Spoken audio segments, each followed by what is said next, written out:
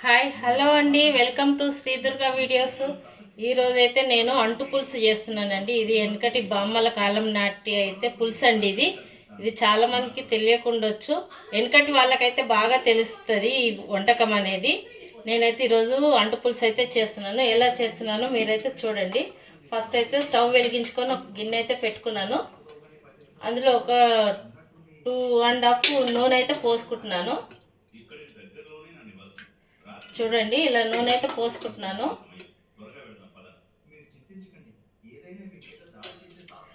పక్కన ఎగ్స్ అయితే ఉడకబెట్టుకుంటున్నానండి, ఎందుకంటే తర్వాత పులుసులో వేయడానికి. ఎగ్స్ అయితే ఉడుకుతున్నాయి అవి బాగా. ఇది కొంచెం నూనె వేడైన తర్వాత నేను ఈ మిక్స్ అయితే చేసుకున్నానండి. చూడండి, ఇగో ఇదేంటంటే ఉల్లిగడ్డ, ఎండిన మిరపకాయలు పేస్ట్ అయితే చేసుకున్నానండి. ఇలా పేస్ట్ చేసుకోవడం వల్ల ఏంటంటే గ్రేవీ చాలా చిక్కగా వస్తుంది, మంచిగా వస్తుందండి. నేను అది చేశాను. ఇప్పుడైతే చూడండి, ఇదైతే మంచిగా అంతా తీసేసుకొని నూనెలో అయితే వేసేసుకుందాం మనము. కొన్ని 1 టీ స్పూను జీలకర్ర, 1 టీ స్పూను మెంతులు కూడా కొంచెం ఫ్రై చేసుకొని, డీప్ ఫ్రై కాకుండా షాలో ఫ్రై చేసుకొని అవి కూడా పొడి చేసుకొని పక్కకైతే పెట్టుకోవాలండి.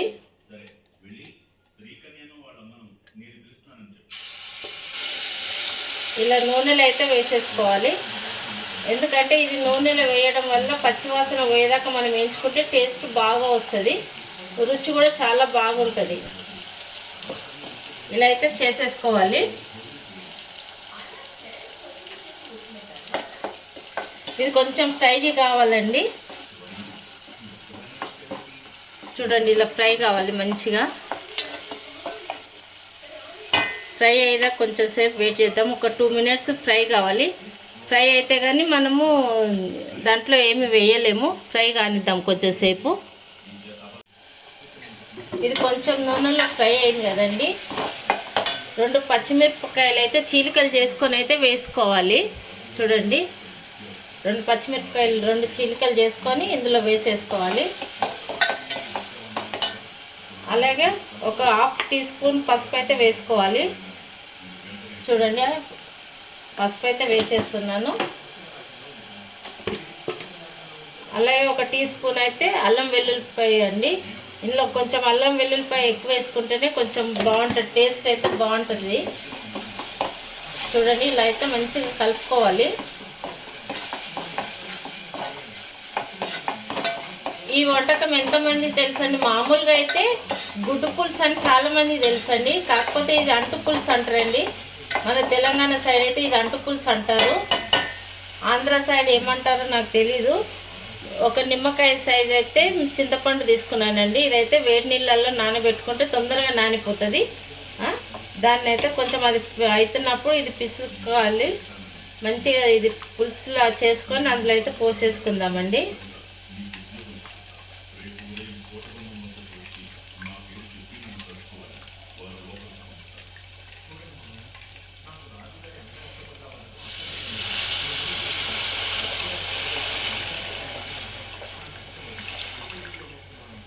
ఇలా పోసుకోవాలండి.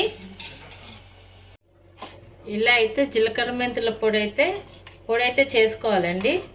ఇప్పుడు ఇది కొంచెం వేడవుతుంది కదా పులుసు అయితే, అందులో అయితే 1 టీ స్పూన్ అయితే వేసేసుకోవాలి.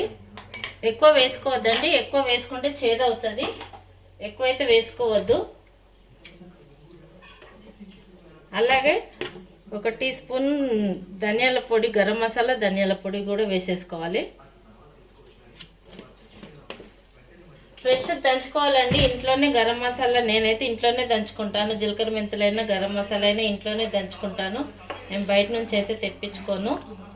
చూసారా, ఇలా అయితే మనం చేసుకోవాలి. చూడండి, ఇప్పుడు ఇందులో కారం వేసేసుకుందామండి. కారం మీకు ఎంత కావాలో అంత వేసుకోండి. కొంచెం ఎక్కువ తినేవాళ్ళు ఉంటారు, కొంచెం తక్కువ తినేవాళ్ళు ఉంటారు కదా. నేనైతే 2 టీ స్పూన్ల నర వేసాను, నాకు ఇది సరిపోతుంది.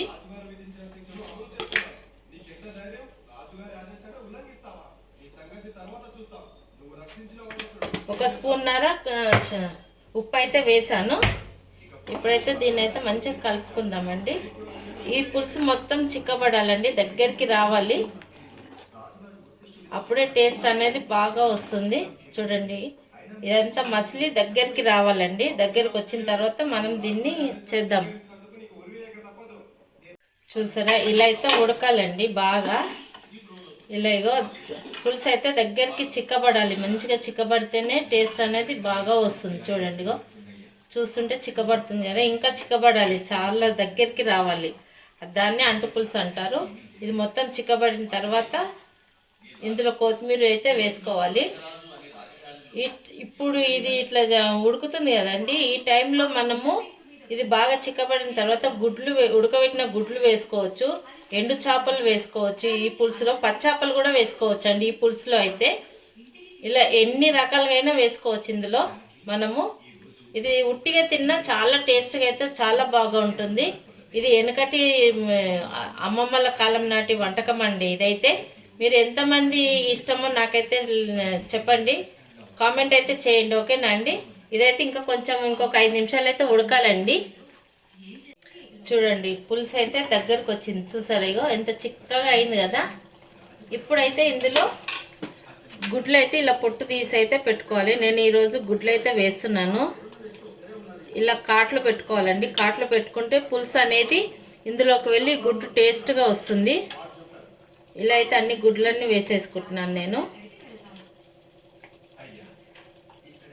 ఒక విధంగా ఇవాళ సండే స్పెషల్ అని కూడా చెప్పుకోవచ్చండి ఇది అయితే. తర్వాత కొంచెం కొత్తిమీర కూడా వేసేసుకుంటున్నాను. ఇది ఒక 2 నిమిషాలు ఉడికితే చాలండి, ఎందుకంటే గుడ్లు ఆల్రెడీ ఉడికిపోయినాయి కదా, ఎక్కువసేపు ఉడకని అవసరం లేదు. ఇవి ఒక 2 నిమిషాలు ఉడికితే సరిపోతుంది.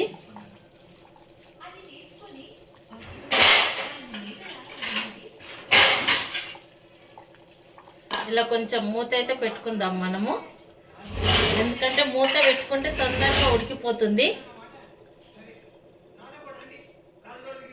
మీడియంలో పెట్టుకుందాము. ఇప్పుడు చూద్దామండి, అయిందేమో. చూసారా, ఇలా ఆయిల్ మీదికి తేలిందంటే కూర రెడీ అయిపోయినట్టేనండి. ఒకసారి కలుపుకుందాము, మెల్లగా కలుపుకోవాలి. చూడండి, ఇంకా చిక్కబడింది పులుసు అయితే. చూసారా, ఇప్పుడు మొత్తం ఆయిల్ అంతా పైకి వచ్చేసింది కదా. ఇప్పుడైతే రెడీ అయిపోయింది. ఇప్పుడైతే స్టవ్ అయితే ఆఫ్ చేసేసుకుందాము. ఓకేనా అండి. నచ్చితే లైక్ చేయండి, షేర్ చేయండి, కామెంట్ చేయండి. ఓకే, బాయ్ అండి అందరికీ.